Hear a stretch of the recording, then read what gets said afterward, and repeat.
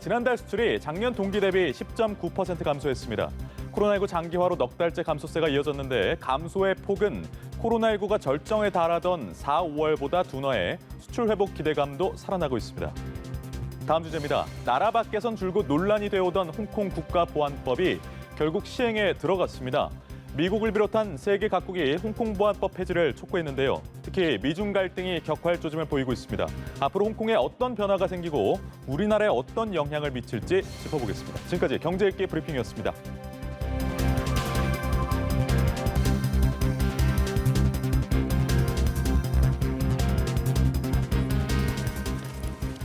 네, 좀 더 자세한 내용은 김대우의 경제읽기에서 살펴보겠습니다. 김대우 박사 자리하셨습니다. 네, 어서 오세요. 네, 반갑습니다. 네. 자, 이렇게 코로나19 여파로 우리나라 수출 넉 달째 감소세를 지속했습니다. 전 세계에서 이제 수요가 급감하고 경기 침체가 좀 장기화하는 분위기인데 상황 어떻게 보고 계십니까? 네, 6월 달 우리 수출입 통계가 정부에 의해서 발표가 됐는데요. 마이너스 10.9조. 두 자릿수로 전년 동기 대비에 비해서 큰 폭으로 줄었습니다. 역시 코로나19 영향이 우리나라 수출에 직격탄을 주고 있다는 것을 단적으로 보여주는 그런 상징적인 경제 지표로 보이는데요. 네. 다만 한 가지 이제 다행스러운 것은 지난 4월 달이나 5월 달에 20%대에 넘어가는 그런 급격한 하락에서 벗어나서 이제는 10%대로 그러니까 감소는 하고 있지만 감소폭은 줄었다. 이렇게 볼 수가 있어요. 특히 이제 전년 우리 현재 수출 통계가 전년 동기 대비로 나오다 보니까 감소한 거로 보이지만 5월 달이나 4월 달에 비해서 그 6월 달을 바로 평면적으로 비교하면 아주 적으나마 조금 늘어났다고 볼 수 있다는 점에서 두 가지의 상징점이 있다고 봅니다. 여전히 코로나19 영향권에 우리 수출이 영향을 받고 있다. 그게 첫 번째고요. 두 번째는 그 감소폭이 줄어들면서 좀 이제 좀 끝나가는 것이 아닌가라는 그런 기대도 동시에 낳고 있는 그런 상황입니다. 그러니까 제가 그 질문을 드리려고 했었는데, 그러니까 감소 그래프가 급격하다가 좀 완만해졌잖아요. 이런 사실을 좀 놓고 봤을 때 회복에 대한 기대를 우리가 좀 해도 되는 건가요? 예, 그렇습니다. 지금 이 경제 위기나 어떤 국가적인 환란이 있을 때 수출이 몇 달 만에 다시 회복되는 것인가를 조사한 지표들이 있어요. 네. 이를테면 70년대와 80년대 초반에 오일 쇼크, 또 그 이후에 1997년도에 우리가 외환위기, 그 이후에 2008년도에 글로벌 금융위기 이럴 때 우리나라 수출이 감소폭에서 완연한 회복세를 보이기 시작하는데 거의 1년 반, 또 길게는 2년씩 걸렸습니다.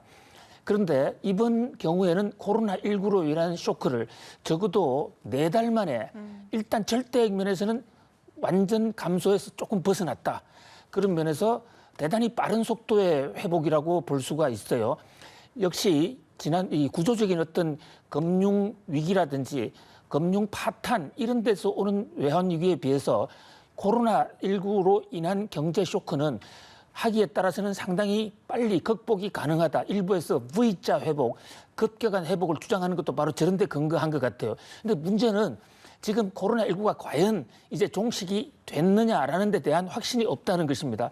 재확산이 될 가능성도 있고 또 2차 봉쇄, 3차 봉쇄로 갈 수 있기 때문에 모든 것은 코로나 상황에 달려 있다고 볼 수가 있습니다. 다만 한 가지 굉장히 그 희망적인 것은 지금 자막에도 나오고 있지만 대중국 수출이 9.5%나 아주 폭발적으로 늘었습니다. 네. 중국 수출은 우리나라가 지금 전 세계 230국에 수출하는 중에서도 수출 비중이 가장 높은 나라입니다. 중국 수출을 많이 할수록 우리나라 수출이 늘어난다. 그런 점에서 일단 긍정적인 시그널도 있다. 이렇게 볼 수 있겠습니다. 네, 이렇게 수출 지표 짚어봤고요. 이번에는 홍콩 국가보안법 얘기를 좀 나눠보겠습니다. 거의 뭐 15분 만에 속전속결로 통과가 됐고 오늘부터 바로 시행에 들어갔는데 영국 등 27개국은 폐지를 촉구하는 또 공동 성명을 발표하기도 했습니다. 여러 곳에서 우려의 목소리가 나오는데 앞으로 좀 어떤 변화가 있는 겁니까? 그렇습니다. 우리는 상대적으로 좀 조용한 편인데요. 지금 서방 국가들, 미국이나 영국을 비롯한 유럽 국가들과 중국에서는 바로 홍콩 보안법 때문에 그야말로 벌집을 쑤셔놓은 듯이 굉장히 시끌시끌합니다. 네. 저 문제가 자칫 전 세계의 그 서방권과 중국권의 충돌로 이어지지는 않을까 또는 적어도 미중 무역 전쟁이 확전되지 않을까 그런 면에서 공포스러운 분위기도 일견 감지가 되고 있는데요. 오늘부터 중국은 이제 국가보안법이 발동이 돼서 국가 체제에 대해서 반기를 들거나 외국하고 내통을 하거나 이 체제를 양제. 일국 양제의 그 시스템에서 벗어나서 중국의 어떤 독립, 홍콩의 독립을 주장하게 되면 최고 무기징역까지 받을 수 있는 것이거든요. 그런데 이제 거기에 대해서 미국과 영국이 그냥 그대로 있기가 참 곤란하다는 이런 어떤 국제 정치 경제적인 문제가 있어요. 네. 그래서 미국은 이미 홍콩 특별 대우를 삭제하지 않았습니까? 그렇게 됐을 경우에 후파장이 있을 수 있다. 또 영국권에서도 지금 유엔을 상대로 국제적으로 강력한 철회를 요구하는 외교전에 들어가 있어서 그야말로 일촉즉발의 상황이 이어지고 있습니다. 예, 일단은 미국의 움직임을 좀 봐야 될 텐데 특별 대우 조치 철회하겠다고 했는데 이게 어떤 조치들이 있습니까? 이미 지금 특별 대우 조처가 철회되기가 시작했죠. 예. 그 1단계로는 그동안에 이 미국이 중국과 대만이 다시 이제 다시 나라가 뭉치는 그러니까 영국이 주권을 포기하면서 반환을 할 그 당시에 네. 홍콩의 일국 양제 그러니까 한 나라의 두 체제 사회주의와 자본주의 체제 두 개를 형성해 주면 미국이 특혜를 주겠다 해서 군사 제품 안보 제품, 기술 제품 이런 게 대해서 중국과 달리 매우 특혜를 줬고요. 네. 또 무역에서 관세, 투자 이런 데 대해서도 최혜국 대우를 줬습니다.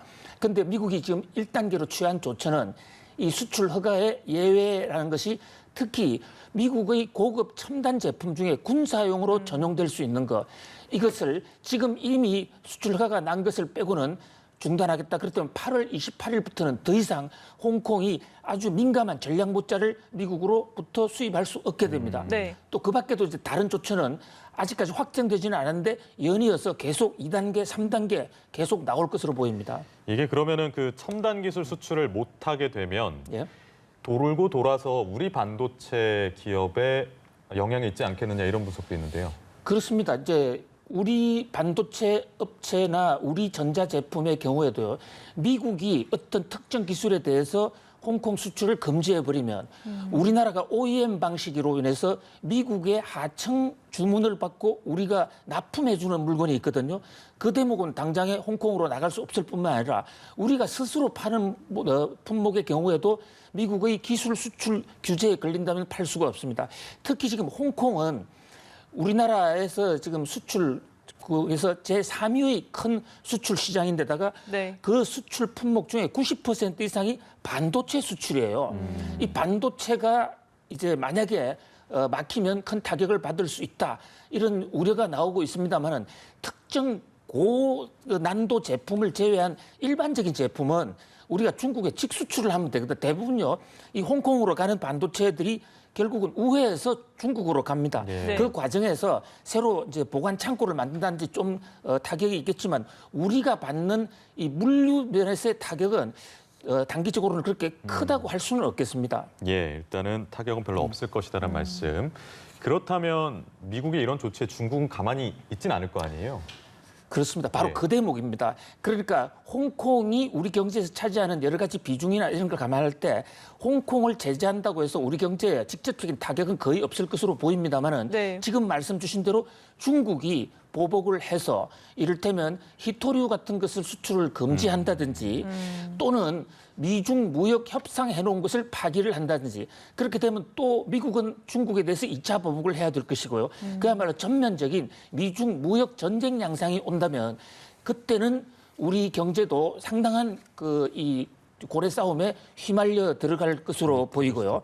예. 가장 우려가 되는 것은 그것입니다. 미국이 중국에 대해서 미국 자본의 진출을 금지해버리는 조처까지 가게 되면 홍콩이 마비되고 그로 인한 금융 혼란 단기적으로 상당히 클 수도 있다. 그러나 지금 현 상태로서의 반도체 수출 등등 이런 제조업에서는 큰 문제가 아니다라고 볼 수 있습니다. 네, 그러니까 정리를 해보면 지금 현 상황에서 단기적으로 물류 면에선 타격이 크지 않지만 이런 코로나19 사태에 더불어서 홍콩 보안법으로 인한 어떤 미중 갈등이 더 심화된다면 우리에게 분명히 타격이 있지 않겠습니까? 그렇습니다. 그럼 앞으로 정부나 기업이 어떤 그 대비를 좀 해야겠습니까? 그렇습니다. 기업 입장에서는 이제 결국은 가장 중요한 것이 그 제품의 경쟁력, 기술의 우위성입니다.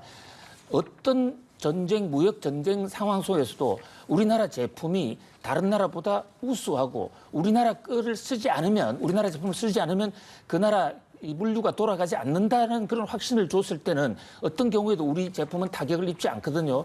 그와 동시에 또 이런 무역 전쟁에 대비해서 여러 나라의 수출선과 수입선을 다변화하는 노력도 필요할 것 같고요. 네. 또 하나 가장 큰 대책은 중국이 만약 히토류 수출을 미국에 대해서 금지하면 우리가 미국을 경유해서 받는 것도 많기 때문에 히토류에 대한 대비도 각별히 해야 될 것으로 보입니다. 예. 지금 일단 아시아 금융의 허브라는 네. 왕관은 홍콩이 쓰고 있는데 이 왕관을 다른 나라가 가져가게 된다면 지금 물망에 오른 나라가 있습니까? 우리나라 혹시 어떻습니까? 그렇습니다. 우리 이제 일본, 한국 등이 아시아에서 가장 금융 규모도 크고 제조업 규모도 크기 때문에 홍콩을 대체할 새로운 금융 허브의 중심국으로 물망에 오르고는 있습니다. 특히 이 홍콩의 경우에는 지금 이 국가보안법 문제가 하루 이틀로 끝날 문제가 아니기 때문에 네. 점점 더 세력이 약해질 것으로 보여요. 근데 문제는 과연 전 세계 투자자분들이 한국을 찾아오겠느냐. 찾아왔을 경우에는 우리나라에 지금 규제가 너무 심하다는 지적이 계속 있는데 외국 자본들이 한국에 들어와서 자유롭게 할 수 있는 그런 어떤 금융 환경을 만들어주는 것이 매우 중요하다. 현재로서는 싱가포르가 대체 시장으로서 가장 유력한 시장으로 우위에 올라가 있다. 이렇게 볼 수가 있습니다. 네, 여기까지 홍콩 보안법까지 좀 짚어봤습니다. 김대우 경제읽기 김대우 박사와 함께했습니다. 네, 고맙습니다. 감사합니다. 감사합니다.